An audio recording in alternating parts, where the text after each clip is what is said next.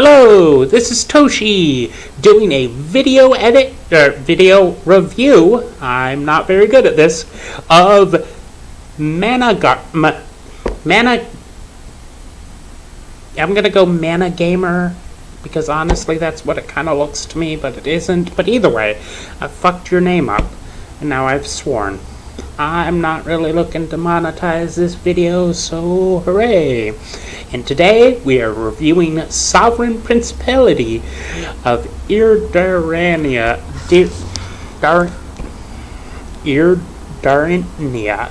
which I hope that you guys enjoy my inability to pronounce things. Right off the bat, I am enjoying the general formatting. Let's take a look at this cool picture that they have with like an archer person who appears to be shooting people. To be fair, I'm having a hard time figuring out what's going on in there, but that's cool. Not that I can't see it, but that there is a cool picture. That's what's cool. So apparently, Irdarina is the home of the honor bound. So no nation is greater, no nation is stronger. We are the people of Iridar. We live and we die by the sword. An interesting little quote, I assume motto there. It would be nice if there was a little, like, I'm pointing at the screen that you can't see. Here, I'll use my mouse. Right here, there should be a, like, who said this, or blank motto, so on and so forth. So, nestled in the southern fields of Iridar, Irdarina is a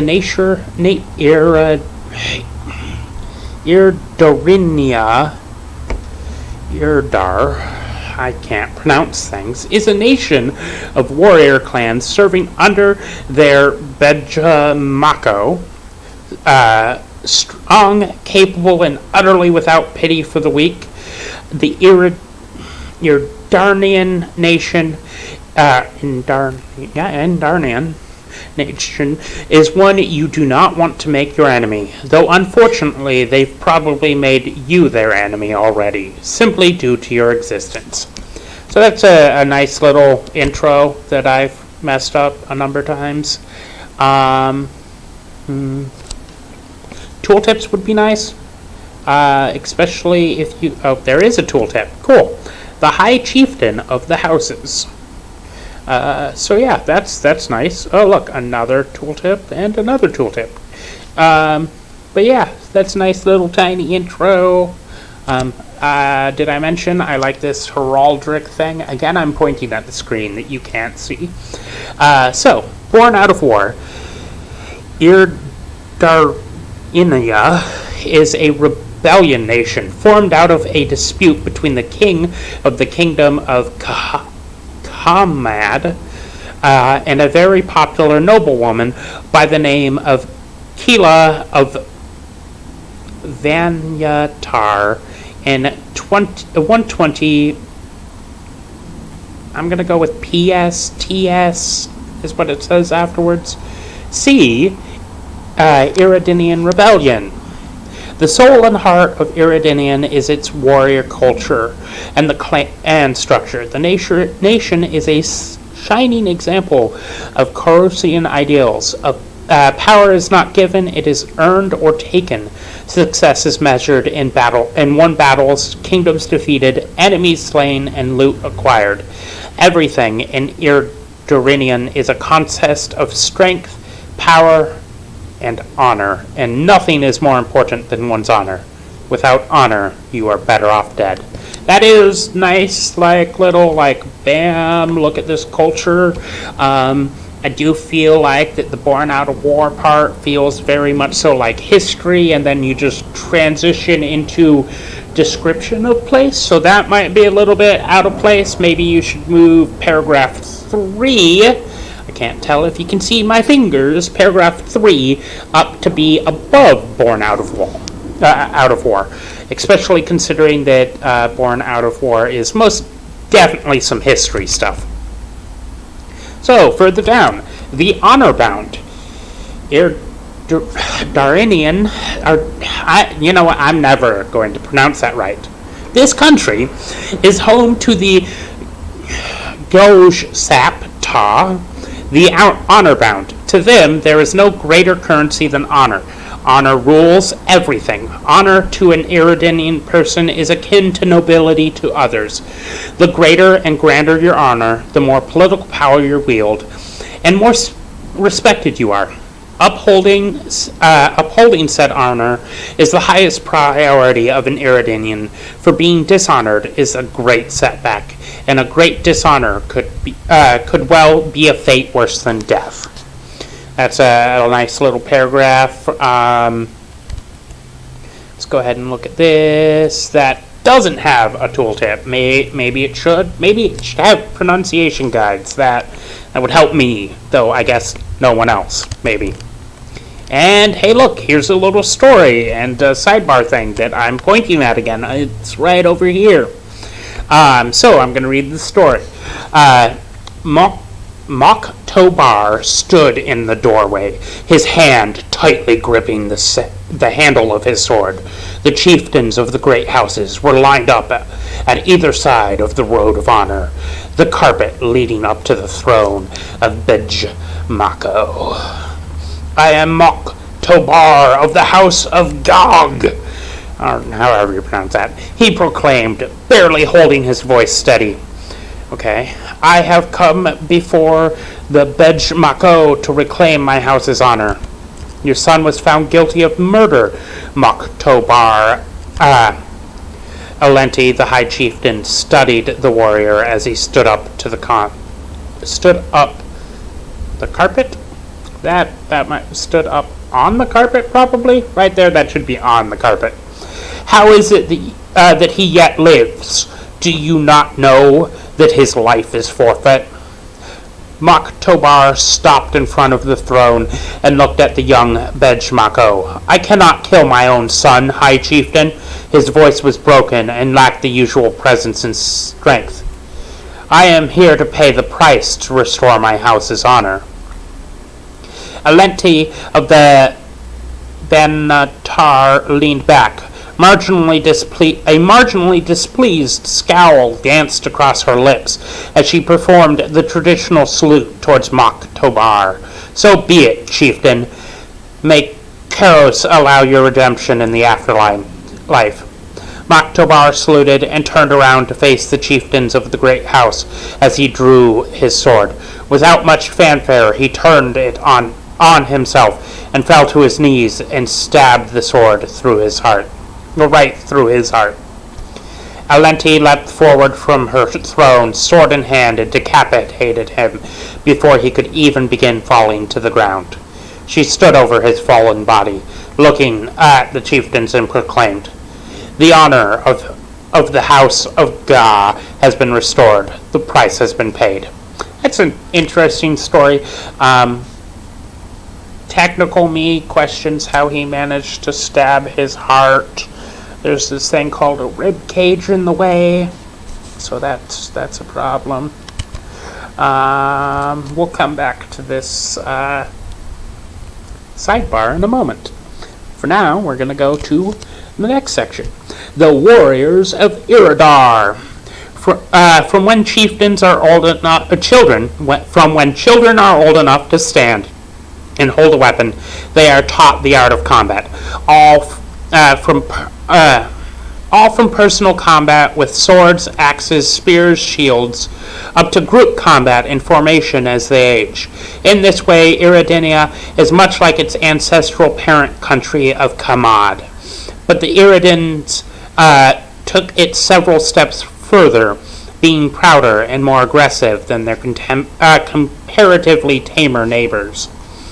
Irdarina is therefore something of a spanner in the works when it comes to the Arginian politics. That should probably be a link, as they tend to be boisterous and preferring to solve issues with a tasteful war than a diplomatic table.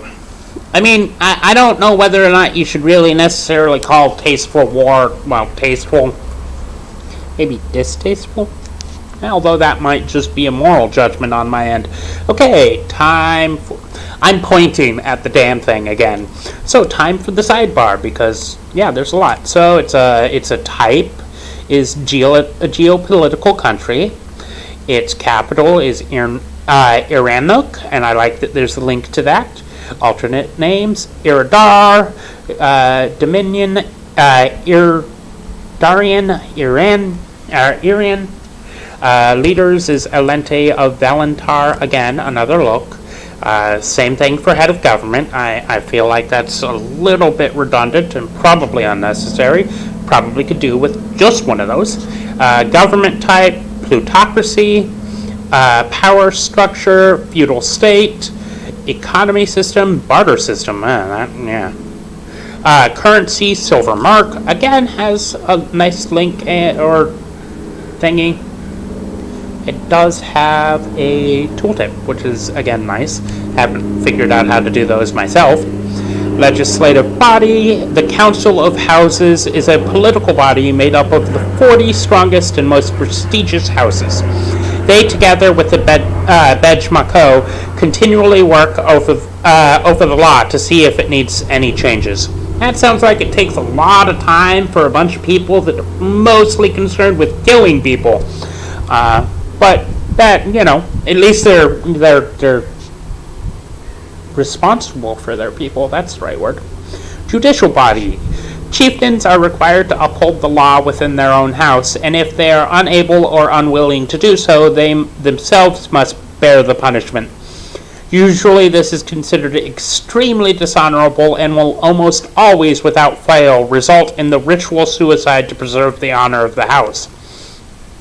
It is believed when a chieftain carries a great dishonor, he will bear that dishonor into the afterlife, and thus, if he kills himself, he brings that dishonor with him away from the house, effectively restoring the honor of the house. Location: southern fields of Iridar.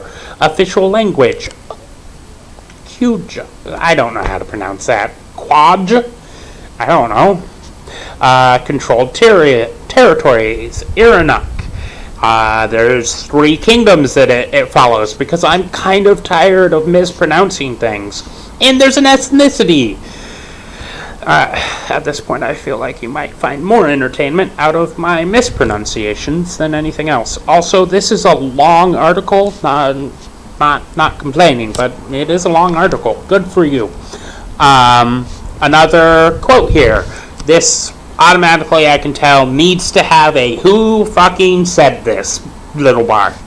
So either way, the quote is, "I am Vek, son of Kodar, of the house of Kavak.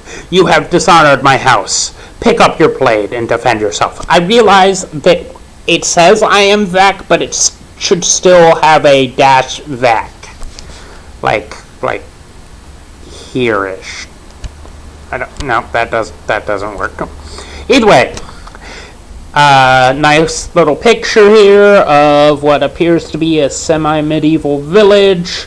To be fair, I'm not really certain, if the pictures are just like, this is generic medieval village, and is kind of a placeholder, or if this is supposed to represent the actual architecture and general look of the area that this is about. Especially considering that the style of the people in this picture is very different than the prior one. I assume that I'm not supposed to take this as indicative of the architecture and fashion, or clothing, of the people. Either way, so this is the land of the clans. Irdarina is a hierarchy structured in almost every level. Is hierarchically structured in almost every level. The country is ruled by a high chieftain of the Bejmako, as they would call them in their native tongue of Quaj. 2-sentence paragraph is a little short, and you could totally break up that second sentence with the stop the "as" and just say, "that's in their native tongue of Quaj." Or, however you pronounce it. Every citizen of Irdarina is part of a clan, locally called house. Your house is your identity and your safety, and your house also carries a lot of your political clout. Honor is something incredibly important among the Irdarinian people, and dishonoring your house is something that can best lead to severe punishment and at worst being put to death. The clans are often internally hierarchically, with an elder possessing the position of chieftain within the house, but there are no rules prescribed to how houses should handle their internal politics, beyond the fact that the house, and ultimately its chieftain, is responsible for the actions of its members. Okay, so I'm going to stop there for a moment and just comment.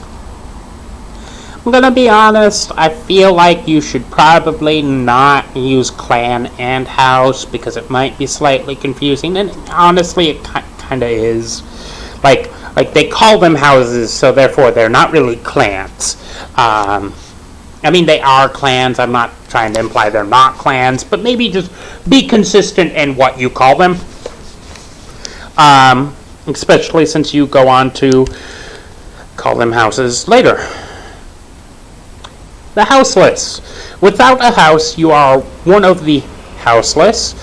And while this does not in any way put you outside of society, you are looked upon with suspicion and often discussed. Houseless are commonly seen as dishonorable people that have been shunned by their own house. This, while often the case, isn't always true, and there are legends of houseless warriors who have held great personal honor. One of the major differences with being without a house is that you are alone responsible for your own honor and your actions. You cannot rely on your house's honor to protect you when you act dishonorably. The same applies when someone accuses you of dishonor or tarnishes your honor. You have no one to lean on or to back you or back you up. Maybe to back you up might work better there. You are on your own. Houseless are therefore often required to fight to defend their honor, as there are really no other records beyond perhaps rumors of their status and honor than pure skill. I mean, is that really a record though? Like, if they're not part of an organization, how is it that everybody knows their honor? Is that written down? You might get to it at some point, but how does anyone know social standing of someone else? Again, well, coming back to that, maybe. The great houses. Of all of the houses in the country, the 40 greatest and most prestigious ones hold a special position as the great houses. These 40 form the ruling council of houses, where all the chieftains of all 40 houses convene and function as a government for the country. Okay, just going to say that you just said house, and maybe cut a few of those houses down. The Benchmako is always selected from one of those 40 houses, so lower houses frequently compete against each other to rise up the social level and take a seat at the council. I mean, I kind of get that, but that seems like kind of a jump in idea. The president is chosen from these 40 houses. So these newbies want to get on the seat. Are they going to get chosen? Is that very often? Questions. Now to go over this entire section. You say the land of clans, but you're just talking about the clans. You're not really talking about the land, at least in this section. I guess maybe assets is supposed to be under this full section, but that's slightly confusing. Maybe it is. So, assets. The Irdarinians strive to be self-sufficient. It is not strange for a nation that believes so strongly in the teachings of Karos. That needs a link, but I think it does have a link and you just haven't gotten to it. So, we'll go beyond that. To strive to be without the help or support of others. I mean, except for you just got done finishing saying that, it's a big deal to have the help of your houses. What? That's contradictory there, and I question, I question whether or not that ideal is actually something that they hold up, because they clearly have a clan structure in which your actions affect all of your house members, and their actions affect all of you. So regardless, you're very much so leaning on them. And you just got over the idea that these houses are going to actually protect their members from dishonor, not necessarily from their own actions, but from like the shit other people throw at them. So like this beginning paragraph of assets seems counterintuitive and paradoxical. Also, it seems a weird way to introduce assets, but either way. As such, there is very little trade with other nations. Instead, each house strives to provide something for the nation that it needs. There are entire houses devoted to the production of grains, vegetables, fruit, cattle, metals, and wood. They trade with each other houses for whatever they need. As far as it's even possible, the Irdarinians will trade amongst themselves for what they need, only turning to foreigners when it's absolutely necessary, such as the Koban Federation for transport via sea. Okay, so one of my thing is that when you have the whole grains, vegetables, etc., you should probably only list 3 things, or people start to get lost in your lists. Just a general righty thingy. So, moving on. The Iron Road.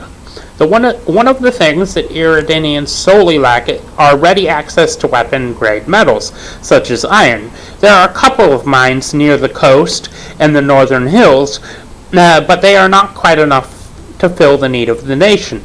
Therefore, a major trade partner was founded with the Koban Federation. The Kobans certainly don't lack iron, seeing as their entire coast is rife with it in the Blood Sea. I'm not going to pronounce that. Irdarinian trades grain and common foodstuff with the Kobanians, who generally only have access to seafood and fish due to their chilling climate, and in return, the Irdarinians get enough iron to supplement their own mines. The iron is delivered by sea to the port of Keljomas, and from there it's transported northwest to the bazaar of Toghul, where it is traded off to whoever wants to buy it. Okay. You literally called this the Iron Road, in which there is no road. The Silk Road was the Silk Road because it went over land. So maybe use a different descriptor there. Might be a little nitpicky. I think literally all of this is nitpicky. I want to stop here to say that this has been really good so far, and I'm just kind of nitpickiness because I feel like it, give them a full criticism and whatnot. What's the point in doing this otherwise? Especially since this is going to turn out to be really, really long. So, history. Irdarina is a nation forged in war, quite literally. It was born out of the necessity and tried by conflict. Born out of the Irdarinian rebellion, the nation has been founded upon the idea that you must be willing and capable to defend yourself and what you believe in. I get that, but redundant? First off, it was born out of necessity, born out of the Irdarinian rebellion.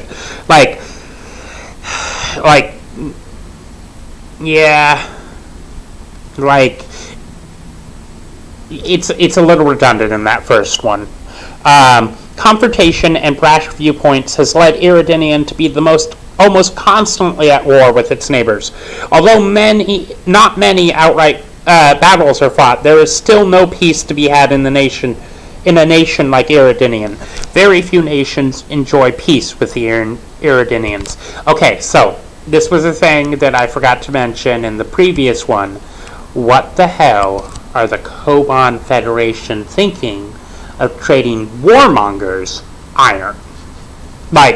Money, yes, but surely there's more peaceful people that would also like the iron and seem less likely to decide to want to conquer you. Just saying. And since it's normally a bad idea to sell weapons to people who will then turn around and use them to kill you, yeah.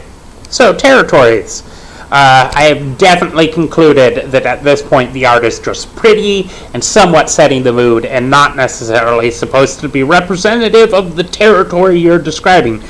Because, like, there's no way that this is like, okay, some of the 3 pictures we've seen so far are probably not in the same area, unless this is a really big nation, which I'm just not getting that feel for.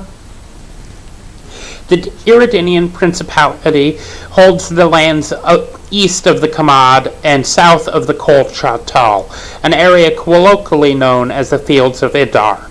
Specifically, when talking about Irdarinian lands, one usually refers to them as the southern fields of Iridar. Irdarinian also holds the an outpost on Salinia called Vogdrok in the hilly heaths. Okay, so like territories might be a great place to talk about a little bit of their fauna, flora. Like, I guess maybe the southern fields of Irdar might go into that, but like give us a couple pages of like, okay, so you're telling me it's a field, but like is this like savanna? Is this like plains that you might find in the Midwest of the United States? Like, give me some details there. Hell, is it tundra? Because you could totally get a vibe of fields from tundra. I don't think it is, by the way. Ooh, we're almost there. So, Irdarina, military. Irdarina is a very militant nation, and when threatened by an outside foe, it can raise an absolute stunning amount of warriors in almost no time. Almost every single citizen is a capable warrior, aside from the elderly and children. As such, Irdarina houses the theoretically largest army in the world, but it is quite rare for the entire country to be at war at once. Usually a house and its allies may be actively fighting with a neighboring nation, or even warring amongst themselves. Okay, so, that's pretty good. Where's that heart button? I don't know where the heart button is. You know what? Okay, so I'm not going to go further down because other people. So yeah, let's see. Closing. Oh, nope, I didn't do this part. Let's talk about the trade. Sovereign principal, Kebon, principal provider of weapon-grade armor in exchange for common foodstuff that are hard to grow in the frigid coast. And while there isn't a negotiated peace between the two nations, they still enjoy a lucrative trade. Again, that just seems bad on the Koban Federation's part. There's got to be somebody else that they can get grain from. And then there's an armistice between Kamad and this place, and then so Kamad and Irdarina are officially at war and have been so ever since the founding of Irdarina hundreds of years ago. While having fought many battles, sorry, there's something on my computer screen, fought many battles, they are now at a very unstable cessation of hostilities. And then there's a blatant war that's going on. So like, yeah, I feel like there might be a system here with the whole faces and numbers. So forgive me if I'm wrong. Also, I really don't understand why the Cardinian, like, yeah, I don't really get those numbers. Maybe some information about them, because they kind of just feel extremely arbitrary. Like I don't get what this is all about. Either way, Irdarina and Kol Tahal hate each other with a flaming passion and have always been at war for as long as anyone, including history, can remember. Although the war has been going on for so long that battles are rare, but they do not see eye to eye. Okay, so like again, why hasn't this war been won? like you say down here in the warfare section that they have the longest army. Do they kind of just as a whole politically not actually care, and it's more like personal vendetta sort of thing? Like that's kind of what I'm getting from these war things, but like it's heavily implied that like elsewhere, and even in these things, that these are people that are going to actually try to conquer your land. Like, are they more like pillaging Vikings people? Because I definitely didn't get that, and that doesn't like that seems kind of counterintuitive with honor, but then again, that's an American who's like, thieving is bad. So, let's not judge because they're not American. Either way. So yeah, I find it hilarious that it tells me to remove these ads by joining the World Builders Guild, which I already am. Ha ha ha ha ha. Silly me. Okay, so on to the positive, because I just spent I don't know how long potentially ripping into you. Did I mention I like this crest? It's greatly formatted. I do think that, again, you do have a little bit of extra space for sidebars, and you got all this empty space, and since so much of the top half of the article is taken up, like, it'd be nice to see that used. I don't know if you can, but maybe even spacing these out with a little bit more, just like an inch or like a couple inches of space between the two would make that blank spot look less empty, like there's something missing. Again, though, formatting is great, way better than I do. I like the quotes. I particularly like this little story. It just adds so much to like the feeling of these people. I like the pictures. The use of pictures is nice. It gives a good break from the text. I wish some. Okay, back to. I'm trying to be completely positive, and my critique brain is going, tell them all the things that they need to work on. And I'm like, no, be nice. Again, did I mention I really like this story? This one is great. Definitely do more of this. I enjoyed reading this. I would read more. I don't know how else to say awesome, good job. A few things of note. You don't talk about generalized fashion in this story. I'd love to hear what they wear. What's their naming conventions? Is that an ethnicity thing that you go over somewhere else? Because I don't remember seeing anything indicate... Oh, yep, you do have an ethnicity, so maybe that is in there. It would be nice to maybe still have like a paragraph somewhere in this. It's just reiterating, giving a little hint of what you can find in the ethnicity. But yeah, it's just a few minor things that might add some length and make this just a little bit better, because it's really good already. And so yeah, good job. And so this has been Toshi, or ATI Wells, giving you a review of the Sovereign Principalities of Irdarina by Managarmr, which is probably not how you pronounce that, but that's how I'm pronouncing that. So, either way, let me know if you like this content. If you do, please like it, comment. If you're crazy, go ahead and subscribe, and, do your thing. Talk to you. Yeah.